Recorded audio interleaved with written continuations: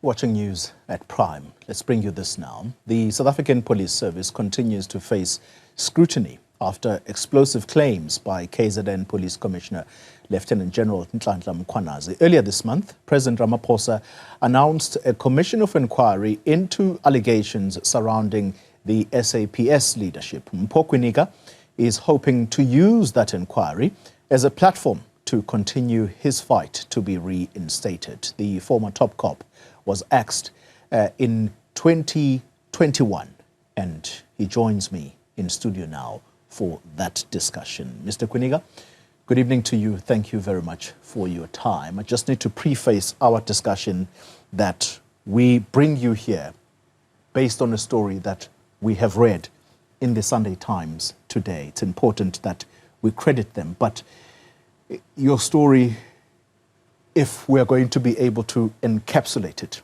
in this short time, it will wake South Africans up to what is going on within the South African Police Service. So let's start with the date of 27 March 2019. What happened to you on that day? Thank you, Xoli. I think it is the 22nd of March. When I was the president of the South African Policing Union, I was invited by the National Commission of Police, General Stole, to discuss issues which he said there were issues of importance coming from Parliament. And I went there. In fact, initially I did not want to, because I felt that the General Secretary could do that job and bring it back to the Union. But I have been receiving irritating calls which were insisting that I should attend that meeting.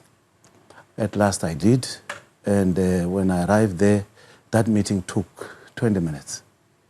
And then I said, 20 minutes? Who were you meeting with? The National Commissioner of Police, General Stole. All right.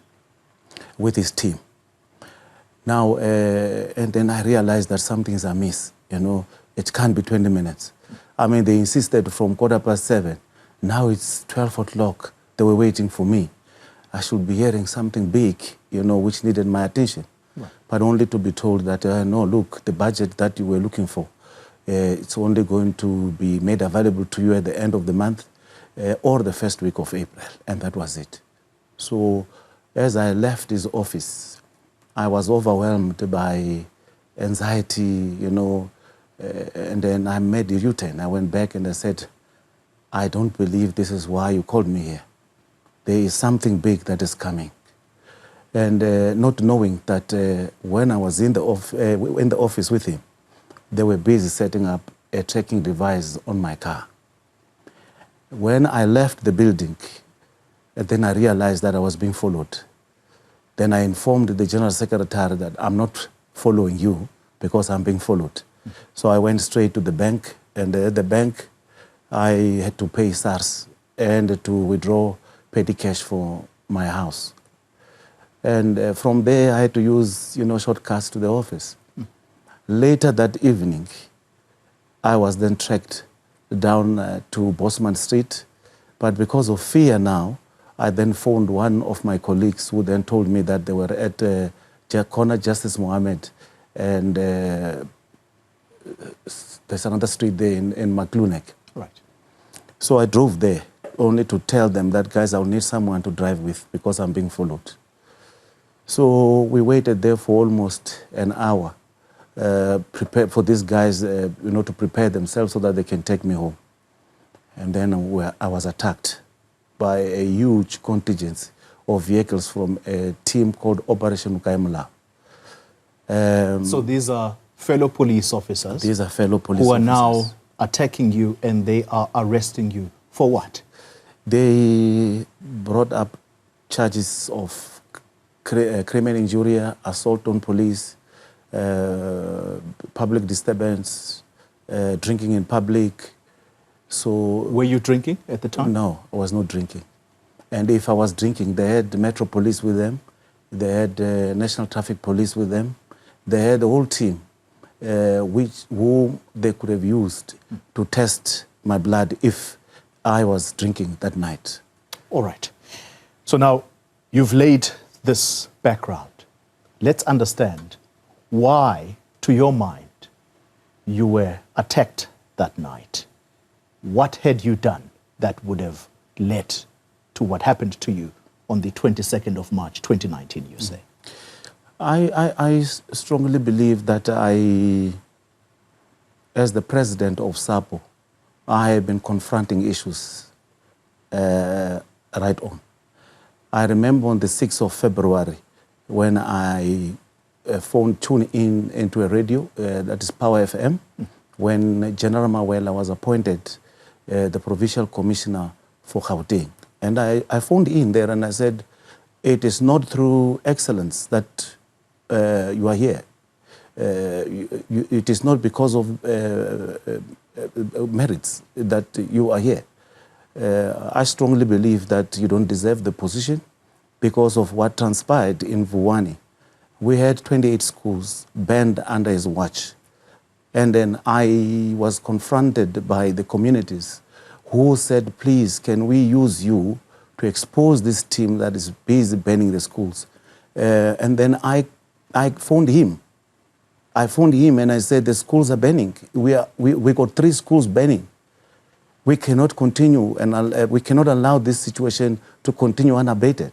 And then he said he will come back to me. And he never came back to me. 28 schools banned under his watch. Elias Mawela. Elias This Mawela. is the former commissioner of Gauteng. Yes. All right. And I was full with anger because I felt I had failed the communities who wanted services from me. And when there was a change of guard, Patlani took over in 2016-17, somewhere there. I confronted him because schools at that time were still banning. Remember, they only stopped at 28.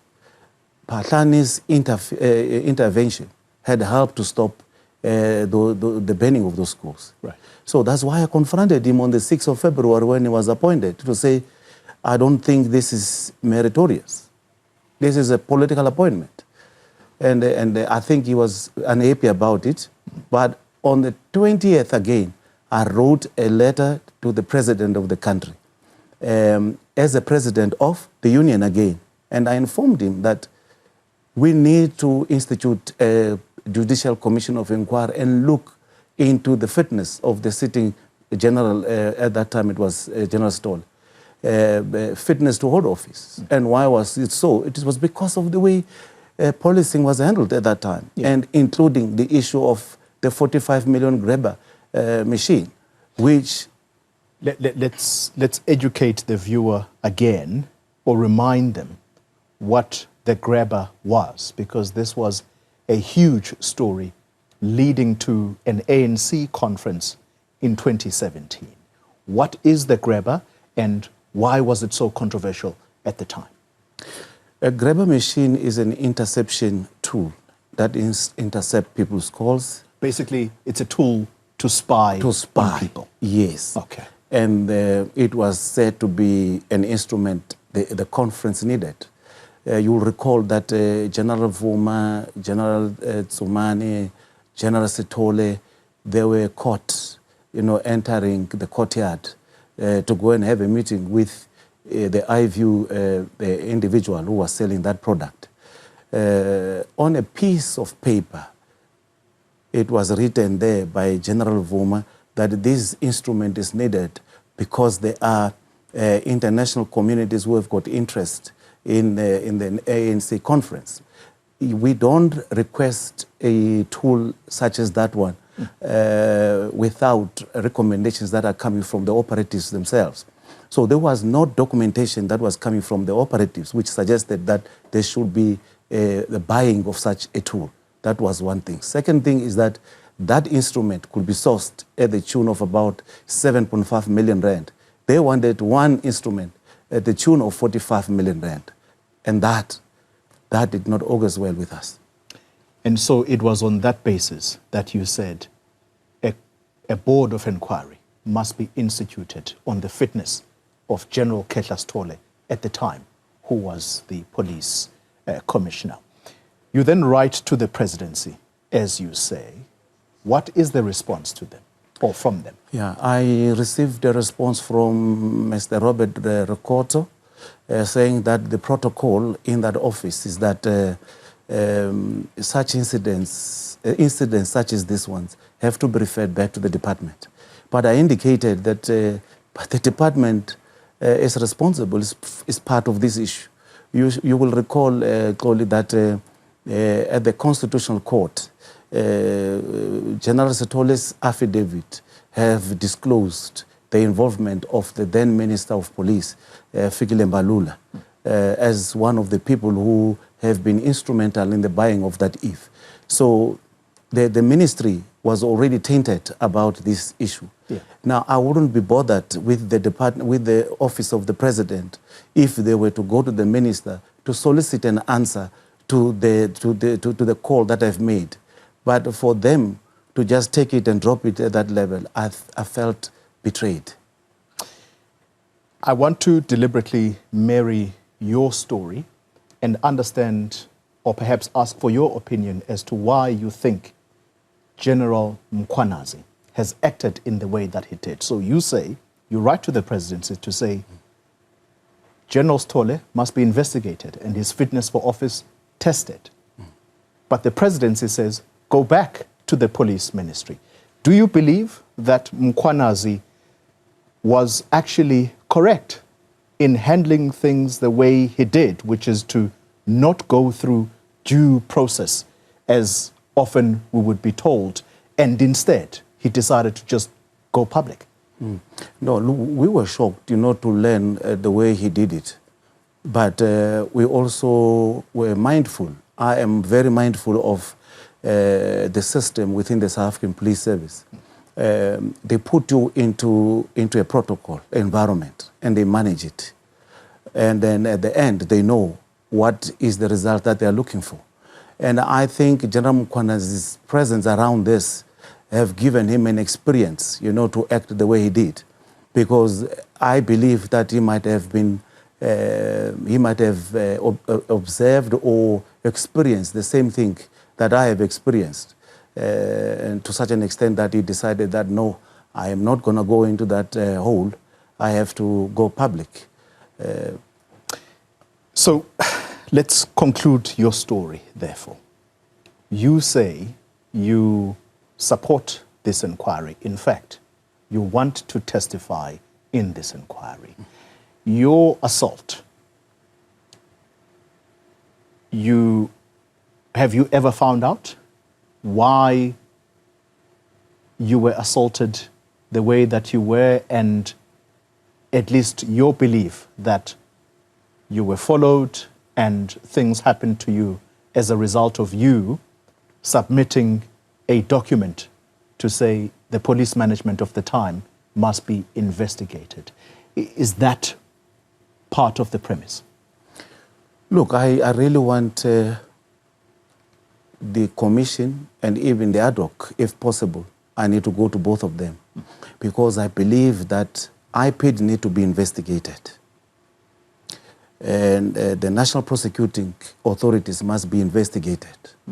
The 3 advocates who were employed by the SAPS to look into my disciplinary hearing, they must be investigated because I strongly believe that they did not act diligently, with skill and care, and that they did not maintain the decorum of the court. I also believe that the presiding officers in both the departmental hearing, the hearings which took place there, that is Matlapeng, the advocate Matejwana, advocate Ngobese, advocate Mbuweni, these people need to answer because what they did is against the Prevention of Corrupt Activities Act, Prevention and Combating of Corrupt Activities Act.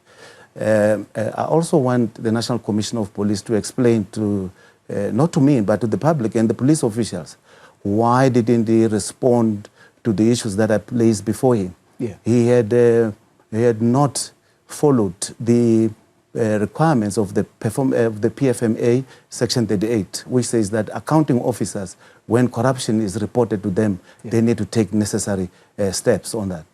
The issue of the LPC, I spoke to Advocate Fourie. I want him to explain, not only to me, again, to the public, when we report the conduct of the advocates, of the legal people, of the lawyers. Of the lawyers. They need to deal with those issues. They must not tell me that I have got another avenue where I can ventilate this thing. Arbitrations does not look at the conduct of the lawyers. It is the LPC that has to deal with it. Finally, you also want your job back.